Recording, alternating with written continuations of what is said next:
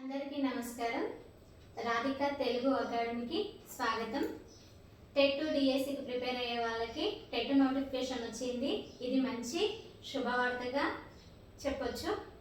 అలాగే మీ అందరికీ నా వంతుగా నేను మీకు ప్రతి లెసన్ 6th క్లాస్ నుంచి 10th క్లాస్ వరకు తెలుగులో ఉన్న ప్రతి పాఠ్యాంశాన్ని మీకు అందించాలనే ఉద్దేశంతో ఈరోజు 6వ తరగతిలోని మొదటి లెసన్ని ప్రారంభం చేస్తున్నాను. మీకు ప్రతి విషయం క్షుణ్ణంగా చెప్పడానికి నేను ప్రయత్నం చేస్తాను. ప్రతి లైన్ ఎక్కడ కూడా మీకు వదలకుండా ప్రతిది కూడా మీకు అర్థమయ్యేటట్లుగా చెప్తాను. పాఠ్యాంశంలోని మధ్యలో వచ్చినటువంటి వ్యాకరణాంశాలు కానీ ఏవైనా కూడా వదలకుండా పూర్తిగా మీకు వివరించడానికే ప్రయత్నం చేస్తాను. నాది ఛానల్ ఫస్ట్గా చూసే వాళ్ళు దయచేసి సబ్స్క్రైబ్ చేసుకోండి. సబ్స్క్రైబ్ చేసుకోవడం వల్ల ప్రతి నోటిఫికేషన్ మీకు రావడం జరుగుతుంది. ఈ 2 నెలలు మీకు ప్రతిరోజు మీకు వీడియోని అప్లోడ్ చేస్తాను, తెలుగుకు సంబంధించిన అన్ని అంశాలు. అలాగే మీకు నాన్ డీటెయిల్లో కూడా మనకు ఇంతకుముందు క్వశ్చన్స్ టెట్లో క్వశ్చన్స్ రావడం జరిగింది. ఎందుకు అంటే సమ్మక్క సారక్క జాతర గురించి కానీ ఇలాంటివి కొన్ని మనకు వాటిలో నుంచి కూడా మనకు ప్రశ్నలు రావడం జరిగింది. కాబట్టి మీకు ఇంపార్టెంట్ పాయింట్స్ ఏవైతే ఉంటాయో అవి మీకు నోట్స్గా డిస్క్రిప్షన్లో ఇవ్వడం జరుగుతుంది. దయచేసి అందరూ ఛానల్ చూసే వాళ్ళు ఫస్ట్గా చూసిన వాళ్ళైనా ఎవరైనా సబ్స్క్రైబ్ చేసుకోండి. నేను చెప్పే పాఠ్యాంశాలని ఫాలో అవ్వండి. ఏదైనా మీకు డౌట్ ఉన్నా నాకు కామెంట్ బాక్స్లో పెట్టండి, నేను ఖచ్చితంగా మీకు రిప్లై ఇస్తాను. Thank you. ముందుగా ఈరోజు మనము 6వ తరగతిలోని మొదటి పాఠం ఏది? అభినందన. ఇది గేయ రూపం, గేయం. దీన్ని రచించిన వారెవరు అంటే శేషం లక్ష్మీనారాయణాచార్య గారు రచించడం జరిగింది. వీరి గురించి పూర్తిగా క్లుప్తంగా నేను ఇంతకు ముందే వీడియో చేయడం జరిగింది. నా ప్రీవియస్ వీడియోలో రచయితల గురించి, కవుల గురించి కొందరి గురించి ఎక్స్ప్లెయిన్ చేయడం జరిగింది. కొన్ని పాఠ్యాంశాల యొక్క కవులు, రచయితల గురించి వివరించడం జరిగింది. మీరు నా ప్రీవియస్ వీడియో చూస్తే మీకు అర్థమవుతుంది. ఇప్పుడు మీకు ఏమంటారు, క్షుణ్ణంగా కాకుండా మామూలుగా ఇంపార్టెంట్ మాత్రం చెప్తాను. ఎందుకంటే ఆల్రెడీ వీడియో ఉంది కాబట్టి మీరు ఒకసారి ఇక్కడికి వెళ్ళి ప్రీవియస్ వీడియోస్ చూస్తే మీకు అర్థమవుతుంది. మీకు ముందుగా ఒక పిల్లలకైతే 6వ తరగతి పిల్లలకైతే ఇక్కడ ఒక బొమ్మ ఇవ్వడం జరుగుతుంది. దానికి తగ్గ ప్రశ్నలు ఇవ్వడం జరుగుతుంది. వాటికి సమాధానాలు చెప్పాలి. కానీ మీరు టెట్ అభ్యర్థులు కాబట్టి మీకు పాఠం నేపథ్యం, ప్రక్రియలు ఇవి అవసరం కాబట్టి అక్కడ నుంచి ప్రారంభం చేస్తాను. చూడండి, పాఠం యొక్క నేపథ్యం. ఈ దేశం బాగోగులు కోరుతూ అందుకోసం నిరంతరం శ్రమించే కర్మవీరులు ఎంతో మంది ఉన్నారు. అట్లాంటి వారిలో ముందుండేది రైతులు, సైనికులు. వారిని స్మరించుకుంటూ వారి శ్రమను, గొప్పతనాన్ని తెలియచెప్పడమే ఈ పాఠం యొక్క ఉద్దేశం. ముందుగా మనకు ఇది కూడా క్వశ్చన్ రావచ్చు. అభినందన పాఠం యొక్క ఉద్దేశం ఏంటి అని. మనకు నిరంతరం శ్రమించే వాళ్ళు, దేశ బాగోగుల కోసం శ్రమించే వాళ్ళు ఇద్దరున్నారు. ఒకరు రైతులు, ఒకరు సైనికులు. వాళ్ళ యొక్క శ్రమను గురించి, వాళ్ళ యొక్క కష్టం గురించి మనకు తెలియజెప్పడమే శేషం లక్ష్మీనారాయణాచార్య యొక్క ఉద్దేశం. అలాగే ఈ పాఠం యొక్క ఉద్దేశం. అభినందన అంటే పొగడ్త, మెచ్చుకోలు. నెక్స్ట్ ఏంటి? పాఠ్య భాగ వివరాలు. ఇది కూడా మనకు చాలా ఇంపార్టెంట్. ఇదంటే ప్రతి పాఠంలో ఇవి చాలా చాలా ఇంపార్టెంట్. ఎందుకంటే ఇక్కడ చూస్తే ఇది చిన్న బిట్, చిన్నగా ఉంటుంది. కానీ దీంట్లో నుంచి 2-3 ప్రశ్నలు తయారు చేయొచ్చు. ఎందుకంటే అంత ఇన్ఫర్మేషన్ దీంట్లో ఉంటుంది. పాఠ్యభాగ వివరాలు. ఈ పాఠం గేయ ప్రక్రియకు చెందినది. గేయం అనగా పాడగలిగేది అని అర్థం. ఈ గేయం శేషం లక్ష్మీనారాయణాచార్య రచించిన స్వరభారతి అనే గేయ సంకలనం నుండి తీసుకోబడింది.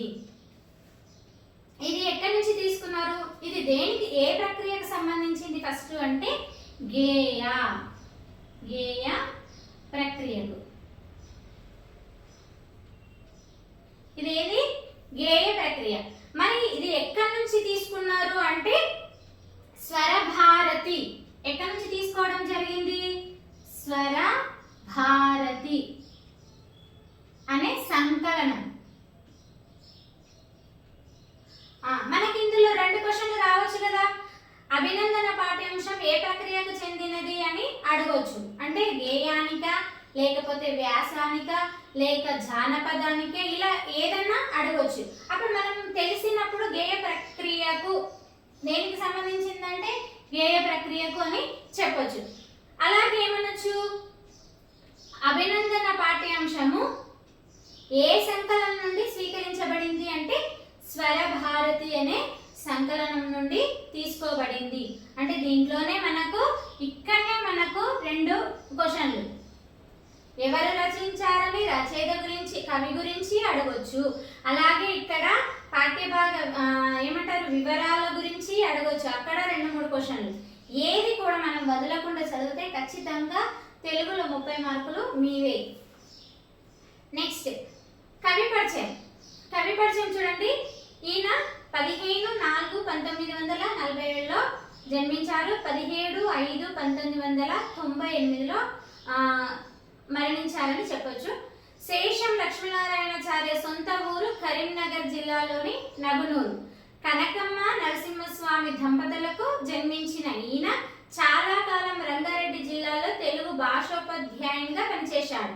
ఇది అండర్లైన్ చేసుకోవాలి. ఇది ఇంపార్టెంట్. ఎందుకంటే ఈయన ఎక్కడ పనిచేశారు, ఏ వృత్తిలో కొనసాగారని కూడా అడగొచ్చు. ఏం చెప్పాలి? రంగారెడ్డి జిల్లాలో భాషోపాధ్యాయునిగా, తెలుగు భాషోపాధ్యాయునిగా, మళ్ళీ ఏ భాష కాదు, తెలుగు భాష. ఈయన అనేక పద్య, వచన, గేయ కవితలను రచించాడు. అవి వివిధ పత్రికల్లో ప్రచురితం. అయినా ఈయన రాసిన పద్యాలు కానీ, గేయాలు కానీ, ఇతర రచనలు కానీ చాలా దినపత్రికల్లో ఈయనవి ప్రచురితం కావడం జరిగిందట. ఈయన టీవీ, రేడియోల్లో కూడా ప్రసారమే. అంటే ఒక పత్రికల్లోనే కాదు, ఈయన రచనలు టీవీల్లోను, రేడియోలోను.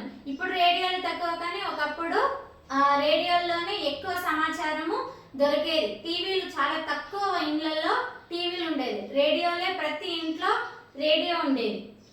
ఇప్పుడు కానీ ప్రతి ఒక్కరి చేతిలో సెల్ ఫోన్ ఎలా ఉంటుందో అప్పట్లో ప్రతి ఇంట్లో రేడియో ఉండేది. వార్తలు వినాలన్నా, ఇంకేదైనా పాటలు వినాలన్నా సమాచారం ఎక్కువ రేడియోలో. కాబట్టి అలా ఈయనవి కూడా ఎక్కువ వచ్చినాయని చెప్తున్నారు. ఈయన రాసిన విమర్శన వ్యాసాలు దక్షిణ భారత హిందీ ప్రచార సభ వారి స్రవంతి పత్రికలో ప్రచురింపబడ్డాయి. ఇది ఇంపార్టెంట్.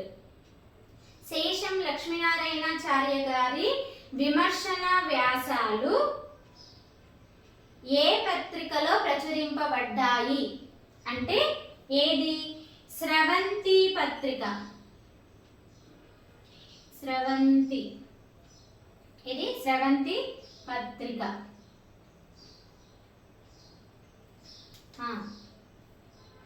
విమర్శన వ్యాసాలు దక్షిణ భారత హిందీ ప్రచార సభ వారి.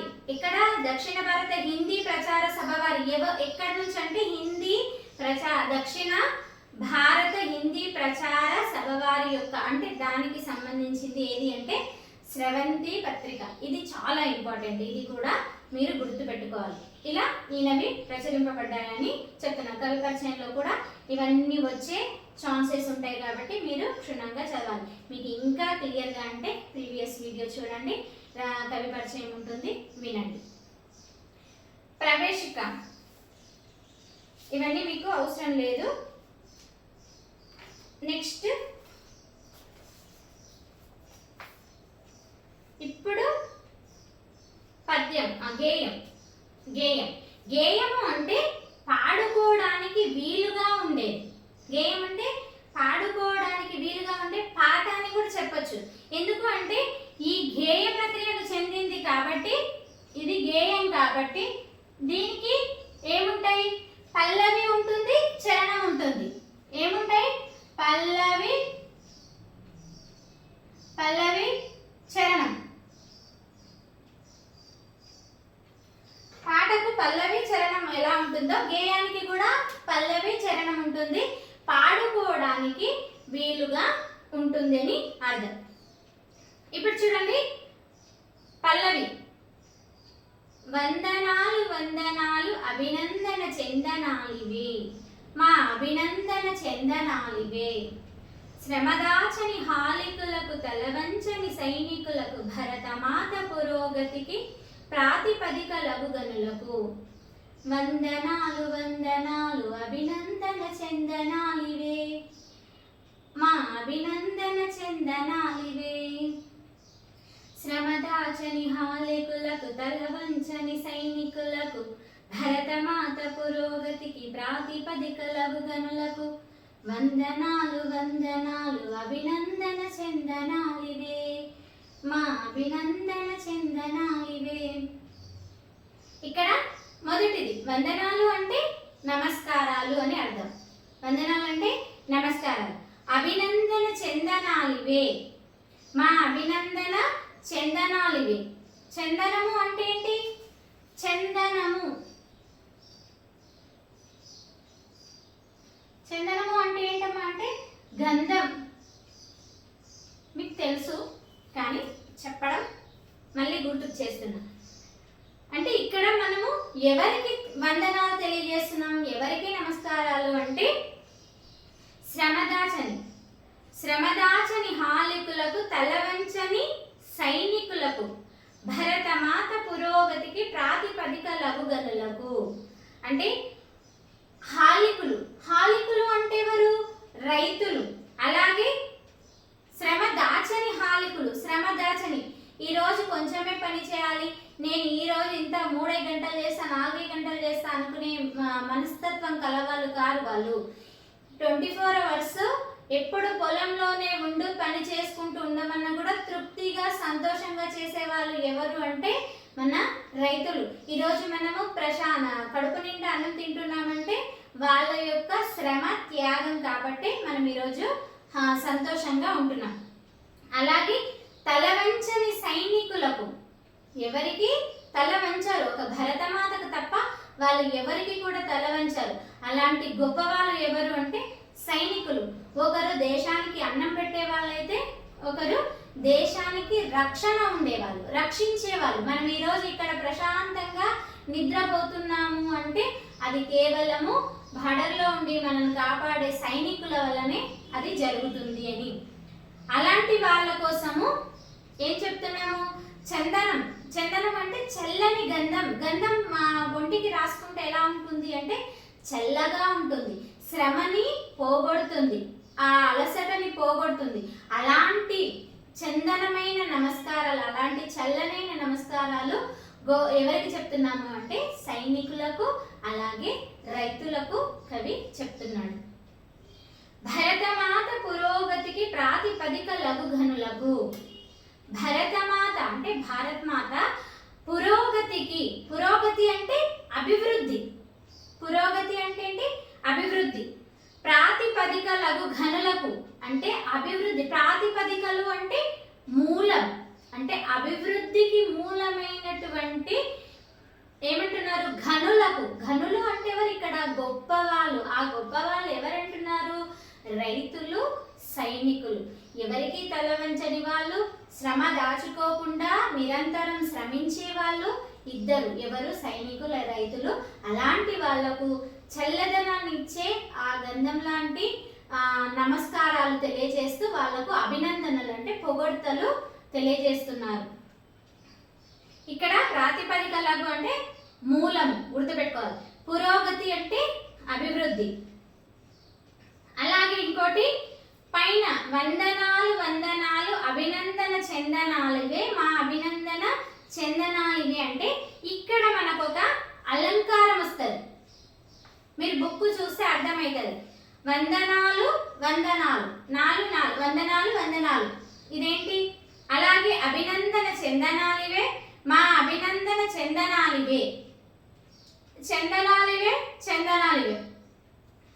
పాదం చివర కానీ, పదం చివరన కానీ, పద్యం చివరన కానీ అవే మళ్ళీ మళ్ళీ ఆ పునరావృతం అయితే కదా పదాలు చివరలో వస్తే దాన్ని ఏమనాలి?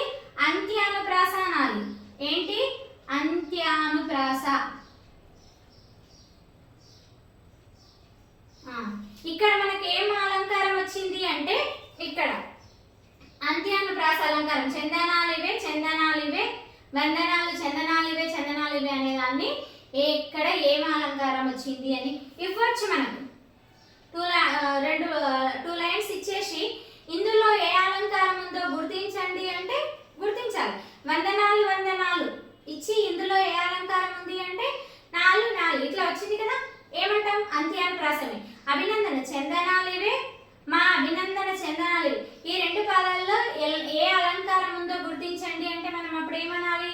అంత్యానుప్రాస అలంకారం ఉంది అని గుర్తించాలి. నెక్స్ట్, పుడమి తల్లి పులకింపగ రుధిరము స్వేదమ్ము కాగా పసిడిని పండించునట్టి ప్రగతి మార్గదర్శకులకు వందనాలు వందనాలు అభినందన చందనాలివే, మా అభినందన చందనాలివే. పుడమి తల్లి పులకింపగ. పుడమి తల్లి, పుడమి అంటే ఏందమ్మా? పుడమి అంటే భూమి. పుడమి అంటే భూమి, భూమి ధరణి, భూతల్లి భూదేవి అంటాం కదా. ఆ పుడమి తల్లి పులకింపగ, పులకింపము అంటే సంతోషించంగా. రుధిరము స్వేదమ్ము కాగా, రుధిరము అంటే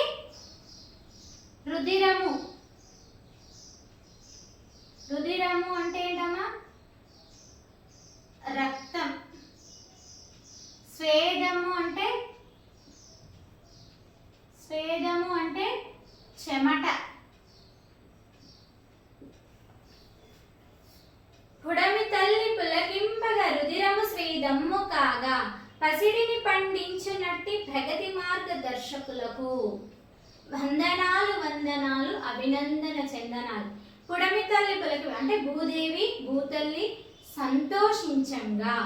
రుధిరము స్వేదమ్ము కాగా, రక్తం, నా రక్తాన్ని ద్వారపోసిన చెమట రూపంలో అంటారు కదా, నా రక్తాన్ని ద్వారపోసి పెంచిన అని అప్పుడప్పుడు డైలాగ్ చెప్తుంటారు, మనం చాలాసార్లు వింటుంటాం.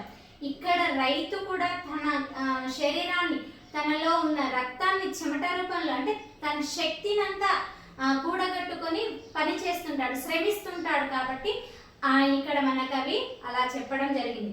రుధిరము స్వేదమ్ము కాగా పసిడిని పండించినట్టు రైతు అంత తన రక్తాన్ని ధారపోసి ఆ చెమటను తీస్తూ మనకు తను అలసిపోతూ కూడా మనకు తిండి పెడతాడు, బంగారం లాంటి పంటను పండిస్తాడు. పసిడి అంటే ఏంటి? బంగారం. పసిడి అంటే బంగారం. బంగారం ఎంత విలువ ఉంటుందో వాళ్ళు పండించే పంటకు కూడా అంతే విలువ. అంటే వాళ్ళ శ్రమ బంగారం కంటే గొప్పది. కాబట్టి ఆ పంట కూడా బంగారం లాంటి పంట పండిస్తున్నారు. కాబట్టి ఈరోజు మనము ఉండగలుగుతున్నాం. ప్రగతి మార్గదర్శకులకు, మార్గదర్శకులు అంటే ఎవరు?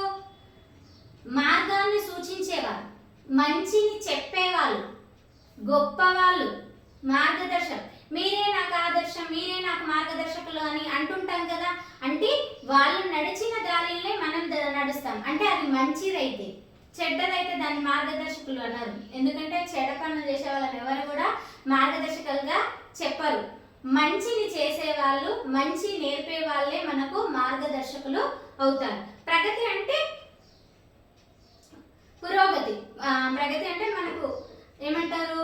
అభివృద్ధి. ఇది కూడా ఒక రకమైన అభివృద్ధి అని చెప్పొచ్చు. అలాగే కంటికి కను రెప్పలాగా చేను చుట్టూ కంచెలాగా జన్మభూమి కవచమైన ఘనవీరుల జవానులకు వందనాలు వందనాలు అభినందన చందనాలివే, మా అభినందన చందనాలివే. అంటే ఇంతకు ముందు రైతు గురించి చెప్పుకున్నాం, పుడమి తల్లి పులకింపగా, అది మొత్తము రైతు గురించి.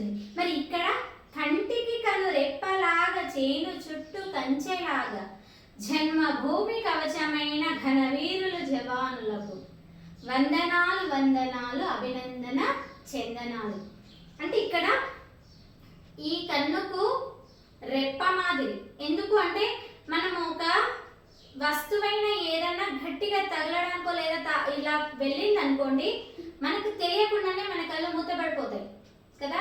ఎందుకంటే లోపల ఉన్న కన్నుకి ఏం కాకుండా ఈ రెప్ప రక్షిస్తూ ఉంటుంది. అలాగే ఈ భారతదేశాన్ని ఒక కన్నుకు రెప్ప ఎంత జాగ్రత్తగా కాపాడుతుందో, దుమ్ము ధూళి అలాగే ఏంటి తగలకుండా ఎలా కాపాడుతుందో, అలాగే భారతదేశాన్ని కూడా సైనికులు రక్షిస్తున్నారు అని కవి చాలా గొప్పగా వర్ణించడం జరిగింది. చేను చుట్టూ కంచెలాగా, పొలము వేసాం కదా అని దాన్ని వదిలేయరు, దాని చుట్టూ కంచె కడతారు. ఎందుకు అంటే పశువులు కానీ ఇతర ఏవి కూడా దూరకుండా, పంటని నాశనం చేయకుండా వాటికి రక్షణ కవచం లాగా కంచెని వేస్తారు. అందుకే అంటున్నారు ఇక్కడ కవి చాలా గొప్పగా వర్ణించడం జరిగింది. కంటికి కనురెప్ప ఎంత రక్షణ కలిగిస్తుందో, అలాగే చేను చుట్టూ కంచెలాగా జన్మభూమి కవచమైన ఘనవీరులు. కవచం ఇక్కడ రక్షణ కవచం అంటారు కదా. అంటే మనకు యుద్ధంలో చూస్తుంటాం రక్షణ కవచం వేసుకుంటారు, బుల్లెట్ ప్రూఫ్ ఏమంటారు జాకెట్ కూడా వేసుకుంటారు కదా. అట్లా రక్షణ కవచం అంటే ఎక్కడ నుంచైనా మనకు గాయం తగలకుండా మనకు ఏమంటారు రక్షణ కలిగించుకోవడానికి కవచం, బుల్లెట్ ప్రూఫ్ జాకెట్ అని కూడా చెప్పుకోవచ్చు ఒక రకంగా. అలా ఎదుటి వాళ్ళ నుంచి దాడులు జరిగినప్పుడు మనకి ఏం కాకుండా ఉండడానికి ఉపయోగపడేది. అలా మన భరతభూమికి అంటే భారతదేశానికి అలాంటి కవచంలాగా ఎలాంటి వాళ్ళు వచ్చి దాడి చేసినా కూడా మనల్ని ఏం చేయలేకపోతున్నారు అంటే కేవలం అది మన భారత సైనికుల వల్లనే అని చెప్పొచ్చు. అలాంటి గొప్ప వాళ్ళను, అలాంటి గొప్ప వీరులకు చందనం వంటి చల్లని అభినందన వందనాలు అని చెప్తున్నాడు. అలాగే ఇక్కడ మనకు ఒక అలంకారం ఉంది. ఏం అలంకారము? కంటికి కను రెప్పలాగా చేను చుట్టూ కంచెలాగా, లాగా, వలె, పోలే, భంగి, చందంబున ఇలాంటి వర్డ్స్ పదాలు మనకు వచ్చినాయి అంటే దాన్ని ఏమనాలి? ఉపమాలంకారం అని అనాలి. కంటికి కను రెప్పలాగా, చేను చుట్టూ కంచెలాగా, లాగా వచ్చింది కదా ఇక్కడ పోలుస్తున్నాం కాబట్టి ఇట్లా దీన్ని ఉపమాలంకారంగా చెప్పొచ్చు. నెక్స్ట్, ప్రలోభాల మాయలోన పడవోవని నిర్మలకు నిమిషమేమి విధిమరువని నీతి కర్మశీలురకు.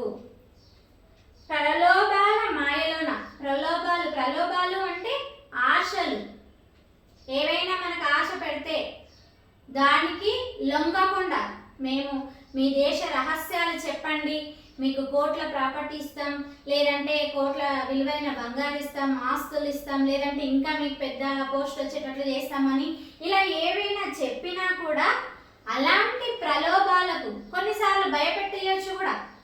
వాటన్నిటికీ కూడా భయపడకుండా, ఎవరి మాయలో పడకుండా పడివోని నిర్మలులకు, అంటే నిర్మలమైన అంటే స్వచ్ఛమైన మనసు కలవాళ్ళు అని అర్థం. ఇక్కడ ఎవరు? సైనికులు. నిమిషమేని విధిమరువని, అన్నిటికంటే గొప్ప విషయం ఇంకా ఇది ఒకటి. ఎందుకంటే నిమిషం కూడా మనకన్నా ఒక గంట చేసి 2 గంటలు పని చేసినాక అలసిపోయి ఒక 10 నిమిషాలు విరామం కావాలనుకుంటాం, కానీ వాళ్ళకు అలా కాదు. సైనికులు అంటేనే ఆ బార్డర్లో ఉండడం అంటేనే కత్తి మీద సాము లాంటిది వాళ్ళ పని. కాబట్టి వాళ్ళు నిమిషం కూడా వాళ్ళ విధిని, అంటే వాళ్ళు చేయాల్సిన కర్తవ్యాన్ని మర్చిపోకుండా వాళ్ళు కాపలా కాస్తున్నారు, మనకు రక్షణ కలిగిస్తున్నారు, భారతదేశాన్ని కాపాడుతున్న అలాంటి నీతి కర్మశీలులకు, నీతి నిజాయితీలతో కూడినటువంటి గొప్ప వీరులు. ఇక్కడ ఏదో సైన్యాలకు వెళ్ళినామా మా డ్యూటీ చేసినామా అని కాదు, వీళ్ళకు దేశభక్తి అనే ఒకటి ఉంది. కాబట్టి శీలం అంటే గుణం, మంచి గుణం కలిగిన వాళ్ళు, నీతి నిజాయితీలతో ఉన్న వాళ్ళే మన సైనికులు. అలాంటి గొప్ప వాళ్ళకు, గొప్ప వీరులకు ఎంత అభినందనలు తెలియజేసినా తక్కువే అవుతుంది. నెక్స్ట్, అవిశ్రాంత సేద్యముతో ఆకలి మంటల నార్పి దేశభక్తి ఖడ్గంగా శత్రుమూకలందుమ్మి దేశ కీర్తి భావుటాను ఎగరేసిన ఘనజనులకు వందనాలు వందనాలు అభినందన చందనాలివే, మా అభినందన చందనాలివే. అవిశ్రాంత సేద్యముతో, మళ్ళీ రైతులు, ఆకలి మంటల నార్పి, దేశభక్తి ఖడ్గముగా శత్రుమూకలంధున్మి. అంటే అవిశ్రాంత అంటే విశ్రాంతి లేకుండా, విరామం లేకుండా. సేద్యం అంటే వ్యవసాయం అమ్మ. సేద్యం అంటే వ్యవసాయం. మనకి ఇలాంటి అర్థాలు ఇచ్చి కూడా ఏదో గుర్తించామని కూడా ప్రశ్నలు రావచ్చు. చిన్న చిన్న విషయాలు కూడా మనము మర్చిపోకుండా చదవగలిగితేనే, ప్రతిదీ ఒక 2 సార్లు చదివి వదిలేసినా కూడా మనకు అక్కడికి వెళ్ళినప్పుడు క్వశ్చన్ పేపర్ ఆన్సర్లు చూసినప్పుడు గుర్తుకొస్తారు. కాకపోతే మనం పర్టికులర్గా చదవాలి. చదివితేనే ఏదో ఇట్లా తిప్పేస్తే కాదు, పర్టికులర్గా చదివితే ఖచ్చితంగా మీకు గుర్తుంటుంది, ఏం మర్చిపోరు. వినండి ఖచ్చితంగా. ఆకలి మంటలను ఆర్పి, ఇక్కడ ఒక ఏమంటారు అలంకారం ఉంది, సమాసం ఉంది. ఆకలి మంటలను ఏంటి? ఆకలి మంటలను, ఆకలి ఆకలి అనేది మంటలు, ఆకలి అనేది మంట, మంటలు అనొచ్చు, మంట అనొచ్చు. ఆకలి అనేది మంట అంటే అనేది రూపక సమాసం. రూపక సమాసం అనొచ్చు, రూపక అలంకారం కూడా అవుతుంది. ఎందుకు అంటే దుఃఖపు అనే అగ్నికండములను అనేది ఒక ఉదాహరణ ఉంటది కదా. నా శిరమున పోసుకుంటేనే దుఃఖపు అగ్నికండములను అని ఉంటది. అలాగే ఇక్కడ కూడా ఆకలి అనే మంట, ఆకలి వేరు, మంట మంట అంటే బాధ, బాధ వేరు. కానీ ఆ ఆకలి అనేది ఎలా ఉంది? మంట రూపంలో ఉంది. అంటే భేదం ఉన్నా లేకున్నా, ఇప్పుడు చెప్తాం కదా, భేదం లేకున్నా కూడా ఉన్నట్టుగా సమానం అన్నట్టుగా చెప్పడమే రూపక అలంకారం. దుఃఖము వేరు, అగ్నికండములు వేరు.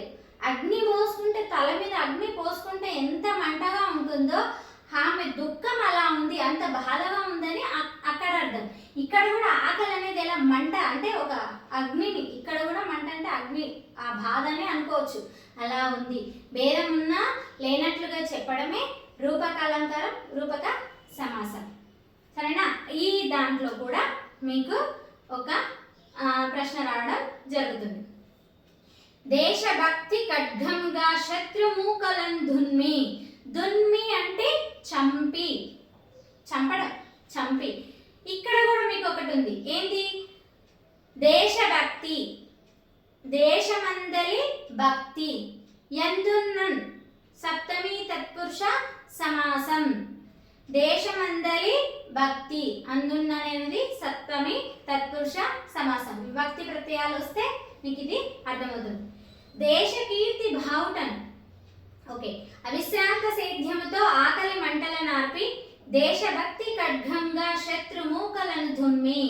అంటే విశ్రాంతి లేకుండా వ్యవసాయం చేస్తూ మనకు ప్రజలకు ఆకలిని మంటలను ఆర్పివేస్తుంది. అంటే తీరుస్తున్నారు. మన ఆకలిని మంటలని వ్యవసాయం చేసి మనకు తిండి పెడుతూ ఆ మంటని ఆర్పివేస్తున్నారు. అంటే మన ఆకలి బాధలను తీరుస్తున్నారు అని అర్థం. ఇక్కడ దేశభక్తి ఖడ్గంగా, ఇక్కడ వీళ్ళకి ఆయుధం ఏంటి? ఖడ్గం అంటే నిజంగా కత్తులు ధరించడం అని కాదు. ఇక్కడ దేశభక్తి, దేశమందరి ఉన్న భక్తియే వాళ్ళకు ఒక ఆయుధం. ఖడ్గం లాగా ఆ భక్తియే పనిచేస్తారు. ఎందుకు అంటే నేను సైన్యంలోకి వెళ్ళినప్పుడే వాళ్ళు ఆ దేశానికి ప్రాణాలు అర్పించాలనే నిర్ణయంతో వెళ్ళింటారు. కాబట్టి వాళ్ళకు వేరే ఆయుధాలు కాదు, వాళ్ళ గుండె ధైర్యము, దేశం మీద ఉన్న ప్రేమనే వాళ్ళు దేశాన్ని రక్షించడానికి ఉపయోగపడుతుంది. అందుకే మన కవి ఎలా చెప్పారు అంటే దేశభక్తి ఖడ్గంగా అనేది చెప్తున్నారు. శత్రుమూకలను దున్మి.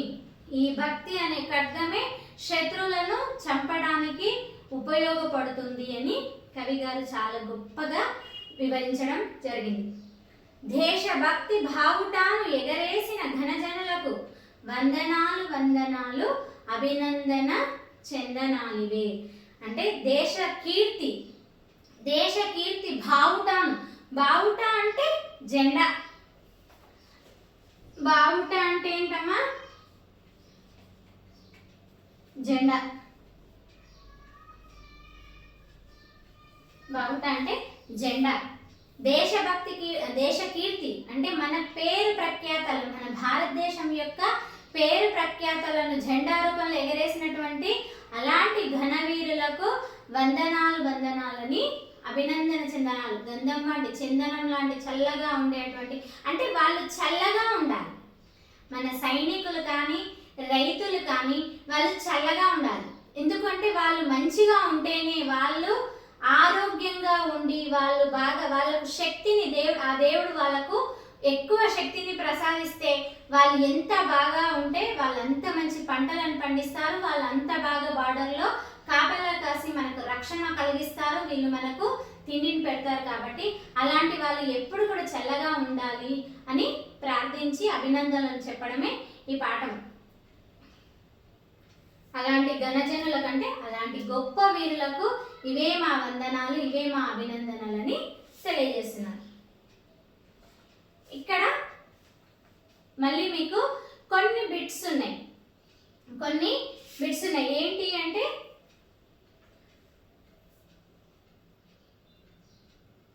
భాష పదజాల వినియోగం ఉంటుంది కదా. మీకు పదజాల వినియోగంలో కొన్ని వర్డ్స్ ఉంటాయి, చెప్తాను. మీకు ఆల్రెడీ ఇంతకుముందే వీడియో చేయడము జరిగింది. ఏంటి అంటే ఇంతకుముందు మీకు ఇక్కడ ఉన్న పాఠ్యాంశం వెనకాల ఉన్నటువంటి ప్రతిదీ కూడా మీకు పాఠ్యాంశంలో ఉన్న ప్రతి బిట్టు కూడా మీకు వివరించడం జరిగింది. ప్రీవియస్ వీడియోలో ఈ 6th క్లాస్కు సంబంధించిన పాఠ్యాంశాల్లో వెనుక ఉన్న అన్ని బిట్స్ కూడా మీకు ఎక్స్ప్లెయిన్ చేయడం జరిగింది. మీకు మళ్ళీ ఒకసారి ఇప్పుడు చెప్తా.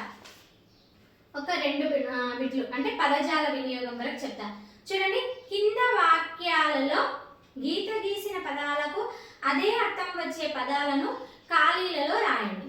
అంటే ఇక్కడ మనకి ఇలాగే డైరెక్ట్ క్వశ్చన్ వచ్చినా కూడా ఏం ఆశ్చర్యం లేకుంటుంది. ఎందుకంటే మనకి ఇక్కడ గీత గీసిన దానికి అర్థం తెలుసు, గుర్తించమన్నారు. అట్లా ఇచ్చినా ఇట్లా ఇచ్చినా ఎలా ఇచ్చినా మనము తెలిస్తే చేయగలుగుతాం. గీత గీసిన పదాలకు అదే అర్థం వచ్చే పదాలను ఖాళీలలో రాయమని ఇక్కడ ఇచ్చారు. మనకు అక్కడైతే ఎలా ఇస్తారు? గుర్తించండి అని ఇస్తారు. ఏనా బీనా లేదంటే ఇంకేదైనా ఆల్ఫాబెట్స్ ఏమైనా ఇస్తే మనము అక్కడ గుర్తించాలి. స్వాతంత్రోద్యమంలో ఎందరో వీరులు రుధిరం చిందించారు. ఇక్కడ మనకు బుక్లో రుధిరం అనే దానికి గీత ఉంటుంది. రుధిరం ఇట్లా గీత గీసిందా, ఎందుకంటే గీత గీసిన పదానికి అదే. రుధిరం అంటే ఏంటి? రక్తం. రుధిరం అంటే ఏంటి? రక్తం. అలాగే పసిడి ఆభరణాలకు విలువ ఎక్కువ. ఇక్కడ పసిడి అనే దానికి లైన్ ఉంది. పసిడి మనకు తెలుసు. పసిడి అంటే ఏంది? బంగారం. నెక్స్ట్, వర్షం పడగానే హాలికులు పొలాలు దున్నుతారు. హాలికులు అంటే ఎవరు? రైతులు. నిజంగా వర్షం పడ్డదంటే అందరికంటే ఎక్కువ సంతోషపడేది, అంటే అది కూడా విత్తనాలు వేసే టైంలో, రైతులు. హాలికులు అంటే ఎవరు? రైతులు. ఇంకొకటి, కార్మికులు స్వేదం చిందించి కర్మాగారాల్లో వస్తువులను తయారు చేస్తారు. స్వేదం అంటే చెమట, తెలుసు మనకు. స్వేదం అంటే చెమట. ఇట్లా ఇంకో బిట్ ఏముందంటే, కింది వాక్యాలను చదవండి. ప్రతి వాక్యంలో ఒక పదానికి అదే అర్థం వచ్చే మరికొన్ని పదాలు ఉన్నాయి. వాటి కింద గీత గీయండి. ఇది మీరు చేయాల్సింది. ఎందుకంటే ఇక్కడ మనకి ఇచ్చిన ఒక సెంటెన్స్ చదువుతా చూడండి. భారతదేశానికి రైతు వెన్నెముక, కర్షకుడు కష్టపడి పంట పండిస్తేనే ప్రజల ఆకలి తీరుతుంది, హాలికుల శ్రమకు దేశం రుణపడి ఉన్నది. అంటే ఇక్కడ మనము పిల్లలకు అయితేనేమో ఏమంటారు, అక్కడే పుస్తకంలో చేపిస్తాం. మనం చెయ్యాలి. ఇక్కడ మనము ఎగ్జామ్ పాయింట్ ఆఫ్ వ్యూలో ఎలా వస్తుంది అని గుర్తించుకోవాలి. ఇలాగే డైరెక్ట్ క్వశ్చన్ ఇచ్చినా ఇవ్వచ్చు. ఇక్కడ ఉన్నాయి అన్నప్పుడు మనకు ఆడ 2 ఇస్తాడు. ఏంది ఇస్తాడు అంటే ఇక్కడ రైతు ఇచ్చిండు, కర్షకుడు ఇచ్చిండు, అలాగే హాలికులు అని ఇట్లా ఇచ్చిండు. మనకు అక్కడ ఆప్షన్లో కూడా రెండు అర్థాలు ఇచ్చిండు. ఒకటి రైతు, హాలికులు. అక్కడ హాలికుడు కార్మికుడు, సైనికుడు రైతు, లేదా హాలికులు రైతు అని ఇలా ఆప్షన్లు ఇవ్వచ్చు. అప్పుడు మనం ఆప్షన్ని గుర్తించాలి. ఎందుకంటే మనకు 2 వచ్చినాయి దాంట్లో, ఆ వాక్యంలో 2 వచ్చినాయి కాబట్టి అలా గుర్తించాలి. ఇలా మీకు బిట్స్ ఉన్నాయి. ఈ బిట్స్ కూడా మీకు మొత్తం మీకు ఏవైతే ఉన్నాయో ఇవన్నీ కూడా ఇంతకుముందు వీడియో చేసి పెట్టడం జరిగింది. మీరు ఒకసారి ప్రీవియస్ వీడియోస్ అన్నీ చూడండి, మీకు క్లియర్గా అర్థమవుతాయి. దీంట్లో మీకు అక్షరమాల గురించి ఇచ్చిండు, ద్విత్వాక్షరాలు, సంయుక్తాక్షరాలు, సంశ్లేషాక్షరాలు ఇవన్నీ కూడా మీకు చెప్పడం జరిగింది. ద్విత్వాక్షరం అంటే ఏంటి? ఒక హల్లుకు అదే హల్లు యొక్క ఒత్తు చేరితే దాన్ని ద్విత్వాక్షరము అంటారు. సంయుక్తాక్షరం అంటే ఏంటి? సంశ్లేషాక్షరం అంటే ఏంటి? ఇలా కొన్ని మీకు ఇవ్వడం జరిగింది. ఇవి చాలా ఇంపార్టెంట్. ఎస్జిటి వాళ్ళకైతే ఇంకా చాలా ఇంపార్టెంట్ ఇవి. ఎస్ఏ వాళ్ళకు మరి ఇంత చిన్నవి అడగకపోయినా కూడా ఎస్జిటి వాళ్ళకు ఖచ్చితంగా ఇవన్నీ కూడా మీకు వచ్చే ఛాన్స్ ఉంటాయి కాబట్టి వీటిని క్షుణ్ణంగా చదవాలి. వీటి గురించి క్లియర్గా ఎక్స్ప్లెనేషన్ ప్రీవియస్ వీడియోస్లో ఉన్నాయి. దయచేసి చూడండి, ఛానల్ని సబ్స్క్రైబ్ చేసుకోండి, మీ ఫ్రెండ్స్కి షేర్ చేయండి. Thank you.